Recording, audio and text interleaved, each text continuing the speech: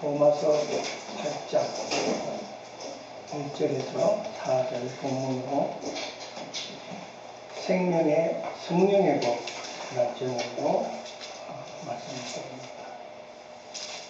어떤 신학자는 성경의 전체를 통해서 흐르던 여러 갈래의 물줄기가 이 로마서 8장에 와서 하나로 합쳐져 생명수 강을 이루어 하나님의 어린 양 보좌 앞에 깔린 수정처럼 맑게 흐른다고 했습니다.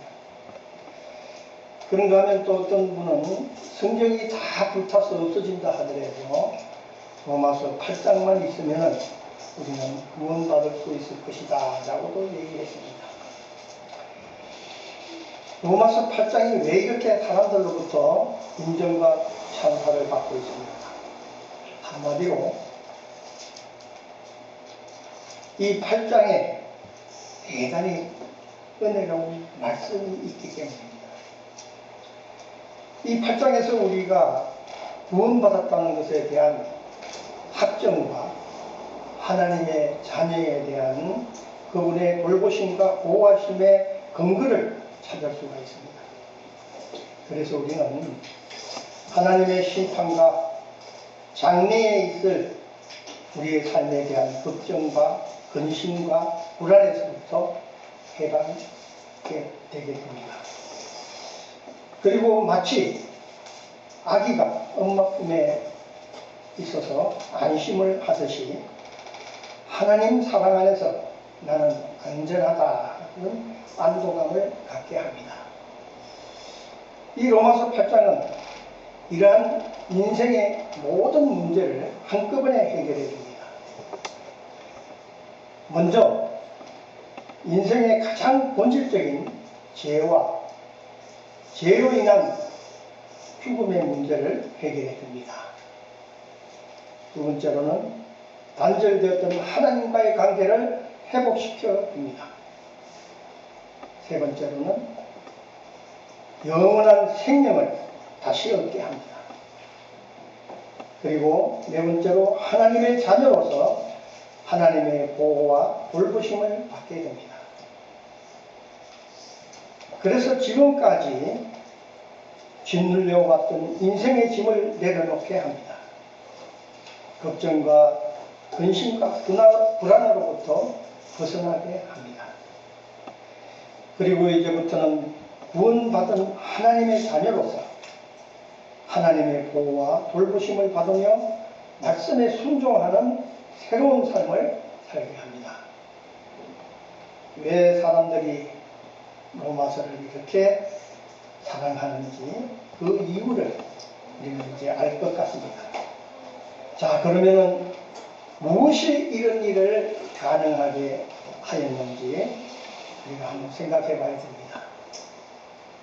한마디로 성령 때문입니다.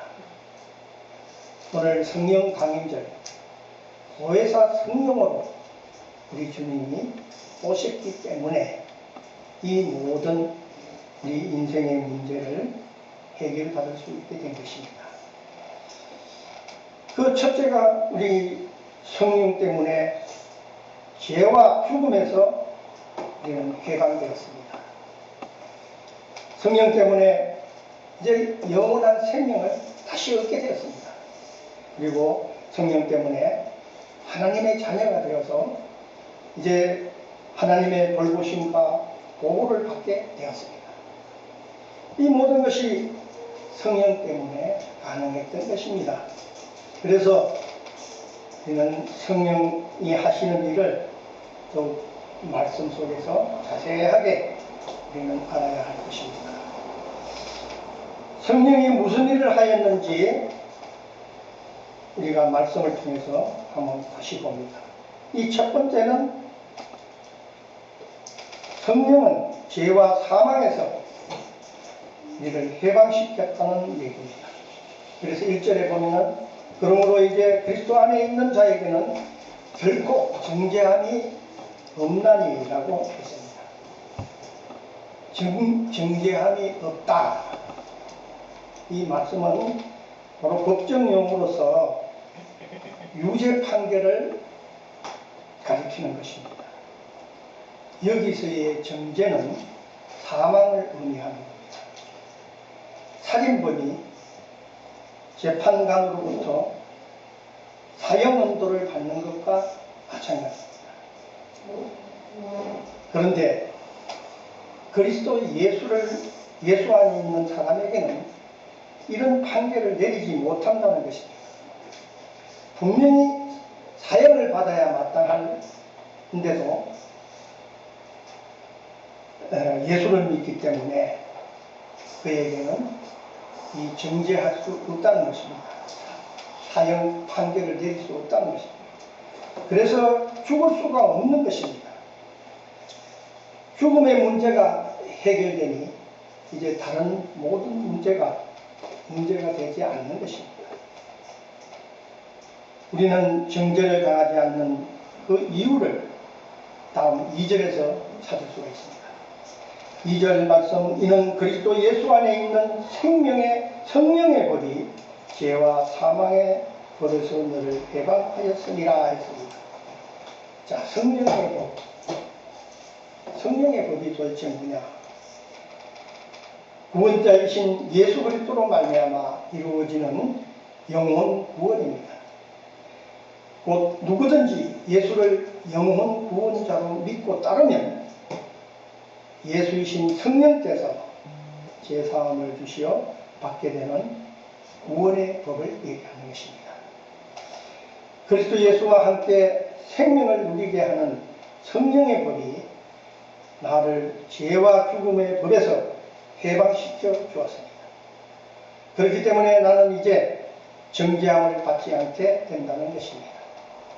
그러면 우리를 죄와 사망의 법에서 해방시켜주는 이 성령께서는 우리에게 무엇을 기대하고 계십니까? 그것은 우리가 이제는 육신을 따르지 않고 영에 따라 사는 그런 삶을 기대하는 것입니다. 누구든지 부활하신 예수를 영혼 구원자로 믿어 예수의 교훈을 따라 십자가를 지면 성령으로 거듭나게 하고, 또한 성령께서 역사하시어 듣는 자들이 제사함을 받고 이들도 예수의 제자가 되어 영생에 이르게 하려 하심이라는 그런 증거의 말씀입니다. 이렇게 된 자가 영을 따라 행하는 자이며 율법의 요구인 마귀의 일이 열해지게 되는 것입니다.